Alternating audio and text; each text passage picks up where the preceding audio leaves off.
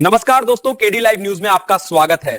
चलिए आज की 25 सबसे बड़ी खबरों को देखते हैं, लेकिन उससे पहले वीडियो को लाइक और चैनल को सब्सक्राइब वही करेगा जो देश से प्यार करता होगा।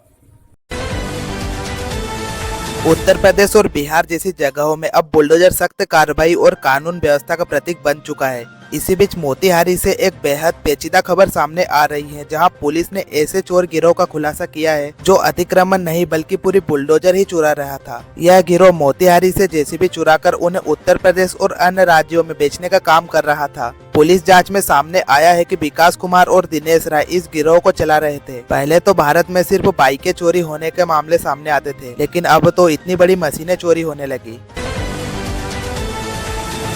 बरेली के थाना कैंट के पास एक चर्च के बाहर क्रिसमस से एक दिन पहले बजरंग दल ने प्रदर्शन किया। कार्यकर्ताओं ने नारेबाजी करते हुए हनुमान चालीसा का पाठ किया। संगठन ने क्रिसमस कार्यक्रम में हिंदू धर्म को बदनाम करने और स्कूली बच्चों से आपत्तिजनक नाटक कराने का आरोप लगाया। सूचना प्राप्त होते ही पुलिस और सीओ सिटी मौके पर पहुंचे। बजरंग दल ने जाँच की मांग करते हुए ज्ञापन सौंपा है।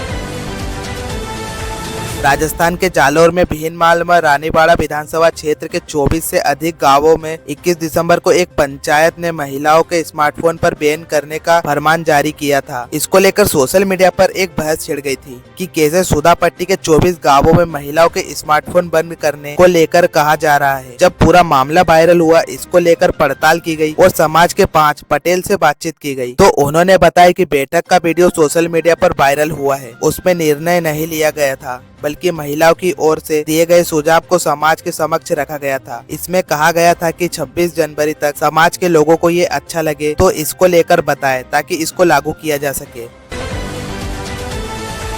14 साल के वैभव सूर्यवंशी का बल्ला जमकर बोल रहा है। विजय हजारे ट्रॉफी में वैभव सूर्यवंशी ने तूफानी 190 रनों की पारी खेली। उनका स्ट्राइक रेट 200 से ज्यादा का था। इस पारी में 16 चौके और 15 छक्के उनके बल्ले से आए। केंद्रीय जांच एजेंसी यानी सीबीआई ने नोएडा में एक अंतर्राष्ट्रीय साइबर गिरोह का पर्दाफाश किया है। इस ग्रुप ने पिछले 3 साल से अमेरिकी नागरिकों से करीब 8.5 मिलियन डॉलर यानी लगभग 70 करोड़ रुपए की ठगी की थी। यह कार्रवाई अमेरिकी जांच एजेंसी FBI से मिले महत्वपूर्ण इनपुट के आधार पर की गई। हालांकि नोएडा पुलिस कुछ भी जानकारी देने से इनकार कर रही है, लेकिन पूरे मामले में सीबीआई ने प्रेस नोट जारी किया है। सीबीआई ने दिल्ली, नोएडा और कोलकाता में छापामारी करते हुए गिरोह के 6 मुख्य सदस्यों को गिरफ्तार कर लिया है। झारखंड के चाईबासा से एक बहुत ही दर्दनाक और हमारे भारत के लिए एक शर्मनाक खबर सामने आ रही है। यह मामला झारखंड के चाईबासा का है, जहां आदिवासी डिम्बा चातोम्बा अपने 4 महीने के बेटे को गंभीर हालत में चाईबासा सदर अस्पताल लाए थे। बच्चे की हालत गंभीर बनी हुई थी और इलाज चल रहा था, लेकिन 19 दिसंबर को उपचार के दौरान उसकी मौत हो गई। लेकिन पिता को उस सब को अपने घर ले जाने के लिए एम्बुलेंस की व्यवस्था नहीं दी गई, इसलिए उन्होंने अपने 4 महीने के बच्चे को बैग में भरा और घर चल पड़े।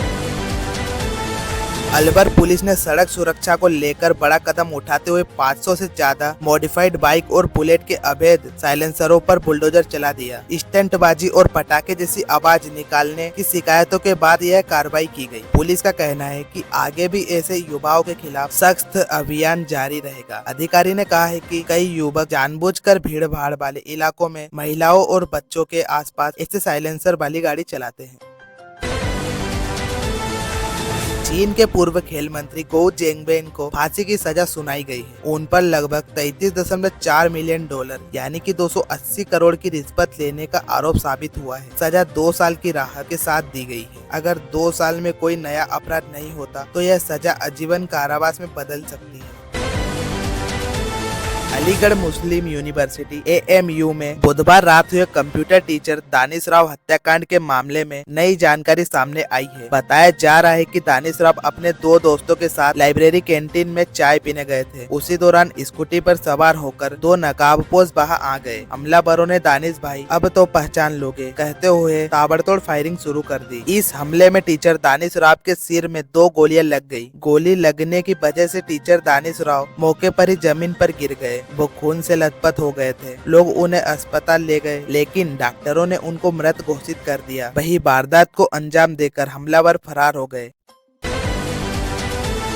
राजस्थान के श्री गंगानगर जिले में शिक्षा अधिकारी ने 25 दिसंबर को क्रिसमस डे के अवसर पर बच्चों को सेंटा क्लॉज बनने के संदर्भ में आदेश जारी किया है। यह आदेश सरकारी और निजी दोनों प्रकार के विद्यालयों पर लागू होगा। आदेश में कहा गया है कि हिंदू और सिख बहुल्य क्षेत्र है और बच्चों पर किसी भी तरह की परंपरा थोपना उचित नहीं है। इसके अनुसार सभी निजी और सरकारी विद्यालयों में बच्चों को सेंटा क्लॉज बनने के लिए दबाव नहीं डाला जाएगा। अगर किसी भी विद्यालय में इस प्रकार का दबाव डाला जाता है तो विभाग एक्शन लेगा।